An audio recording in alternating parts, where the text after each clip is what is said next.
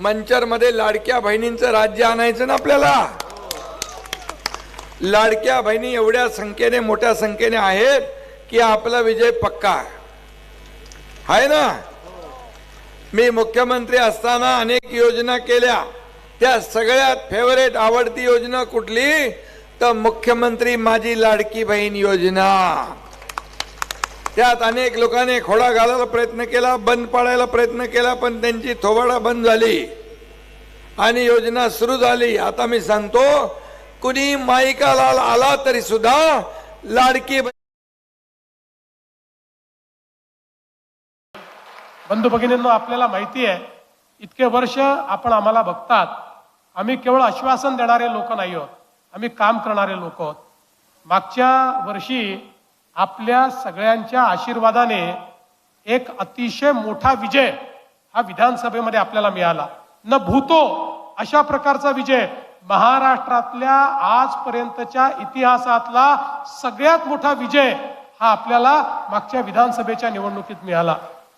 तो विजय मिळाल्याबरोबर काही लोक म्हणायला लागले की आता भाजपच्या इतक्या जागा आल्या की आता हे भाजपवाले लाडकी बहीण योजना बंद करणार। आता 2 दिवसापूर्वी आम्हाला निवडून येऊन 1 वर्ष पूर्ण झालं, आम्ही योजना बंद केली नाही। आणि माझ्या सगळ्या लाडक्या बहिणींना या ठिकाणी सांगतो, जोपर्यंत तुमचा देवाभाऊ मुख्यमंत्री आहे तोपर्यंत लाडकी बहीण योजना बंद होणार नाही म्हणजे नाही। पण त्यासोबत मी आता आमच्या नैनाताईंना आणि राणीताईंना सांगतो, हे लोक तुम्हाला निवडून देणार आहेत, पण आमच्या लाडक्या बहिणींना आता केवळ लाडक्या बहिणीपर्यंत मर्यादित ठेवायचं नाही आहे। आता आमच्या लाडक्या बहिणींना लखपती दीदीमध्ये परिवर्तित करायचं आहे। कारण आपल्या मोदीजींनी लखपती दीदीचा कार्यक्रम दिलाय। मला सांगताना आनंद वाटतो की गेल्या वर्षी आम्ही लखपती दीदी सुरू केलं आणि आतापर्यंत 50 लाख बहिणींना आम्ही लखपती दीदी केलाय। आता 1 कोटीपर्यंत आकडा न्यायचा आहे, त्याच्या पलीकडे आपल्याला जायचं।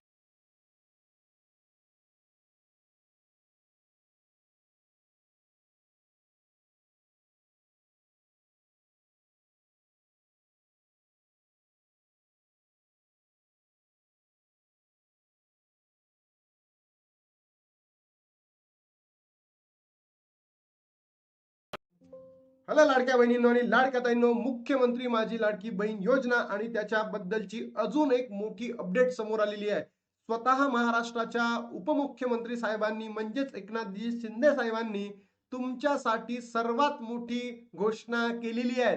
लाडक्या बहिणींनो, ही जी योजना आहे मुख्यमंत्री लाडकी बहीण योजना कधीही बंद होणार नाहीये। त्याचबरोबर हप्ता वाढणार आहे, कधी वाढणार आहे सगळंच मी तुम्हाला व्हिडिओच्या माध्यमातून सांगणार आहे। तत्पूर्वी लाडक्या बहिणींनो, 17वा हप्ता म्हणजे नोव्हेंबर महिन्याचा हप्ता कधी भेटतो, कोणाला भेटतो याची आतुरता महाराष्ट्रातील सर्वच बहिणींना लागलेली आहे। आणि यामध्येच आपल्या महाराष्ट्राच्या उपमुख्यमंत्री साहेबांनी जी घोषणा केलेली आहे ही तुमच्यासाठी आनंदाची बातमी आहे। खुशखबर आहे, खुशखबर आहे, खुशखबर आहे। तुम्ही व्हिडिओच्या पहिले बघितलंच असेल, तर चला लाडक्या बहिणींनो आता आपण डायरेक्टली व्हिडिओला सपोर्ट करूयात। बघा, कोणीही मायका लाल आला तरी लाडकी बहीण योजना बंद होणार नाहीये, म्हणजे त्यांनी स्वतः सांगितलेलं आहे। लाडक्या बहिणींनो, मंचर येथे त्यांना प्रतिपादन करताना आत्ताचीच बघा न्यूज आहे 21:02 म्हणजे किती, रात्री 9:02 बातमी आहे 28 नोव्हेंबरची लाडक्या बहिणींनो।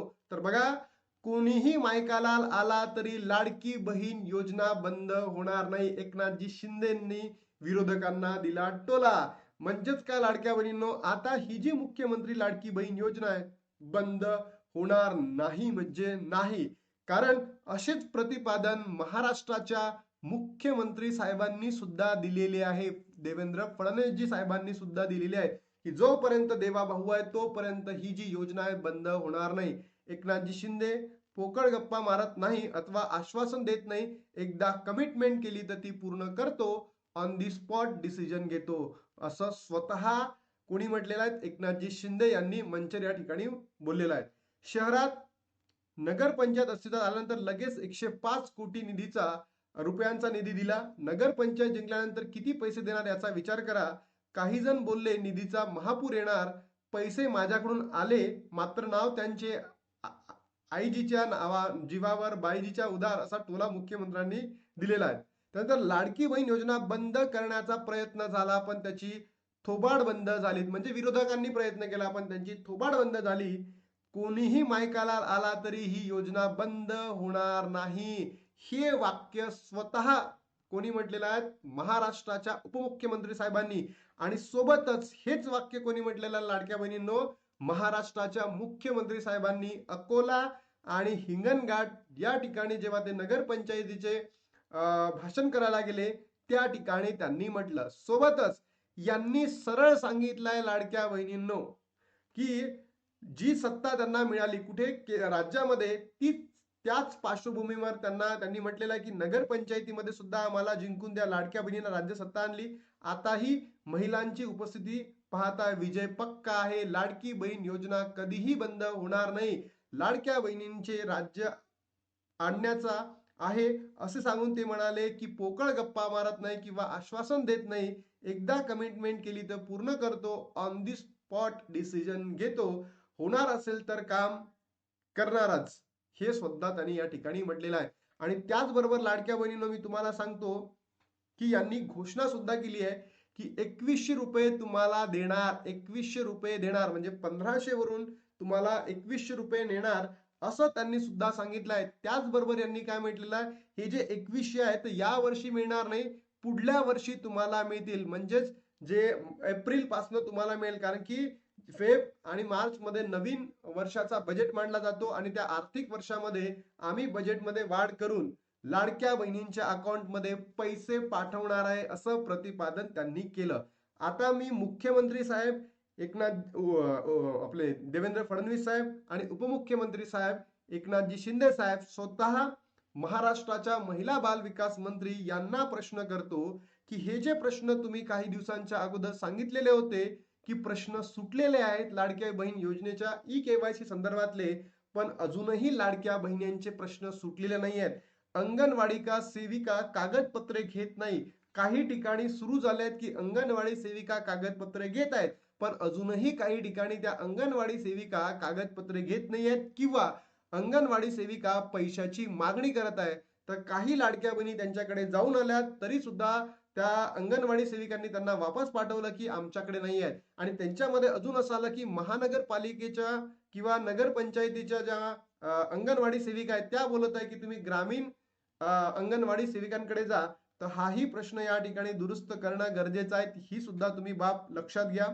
ज्या बहिणींना पती नाही आहे, वडील नाही आहे, ज्यांच्याकडे डॉक्युमेंट्स आहेत, त्यांना एक अल्टरनेटिव्ह ऑप्शन तुम्ही वेबसाईटला देणार होते पण अजून दिलं नाही.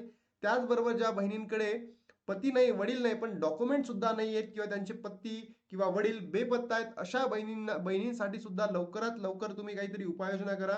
ज्या बहिणींना ओटीपीच येत नाही त्या बहिणींच्याही मुद्द्यांसाठी तुम्ही लवकरात लवकर काय करा, इश्यू सॉल्व्ह करा. ते प्रश्न आहे ते सुटलेच पाहिजे.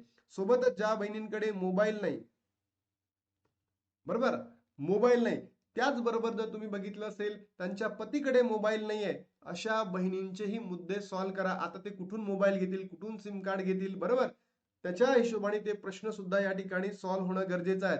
ज्या बहिणींचं नाव पात्र यादीमध्ये नाही आहे, बरोबर, या बहिणींबद्दल सुद्धा निर्णय घेण्यात यावा. या बहिणींबद्दल सुद्धा निर्णय घेण्यात यावा, कारण त्या पात्र असून सुद्धा अशा पद्धतीचा त्यांना एरर येत आहे. मोबाईल नाही आहे, असे सगळेच एरर या ठिकाणी दुरुस्त व्हावे.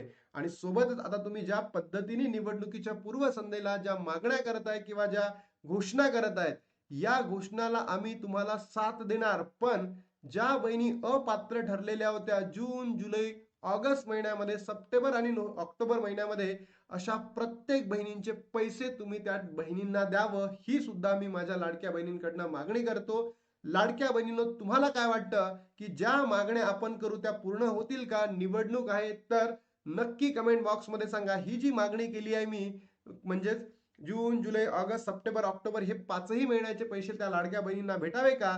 तुम्हाला काय वाटतं नक्की कमेंट बॉक्स मध्ये सांगा. आणि 17वा हप्ता म्हणजेच नोव्हेंबरचा हप्ता तुम्हाला भेटणार आहे तर नक्की कमेंट बॉक्स मध्ये सांगा. 16वा हप्ता तुम्हाला भेटलाय का? त्याचबरोबर मला म्हणायचं आहे तुमची ई-केवायसी कंप्लीट झाली आहे का की नाही, नक्की कमेंट बॉक्स मध्ये सांगा. आणि उपमुख्यमंत्र्यांची जी घोषणा आहे ती तुम्हाला योग्य वाटते का? निवडणुकीच्या पूर्वी ते सुद्धा कमेंट बॉक्समध्ये सांगायला विसरू नका. आता इथे थांबतो आणि भेटतो तुम्हाला नवीन व्हिडिओमध्ये. तोपर्यंत जय हिंद, जय महाराष्ट्र, जय श्रीराम.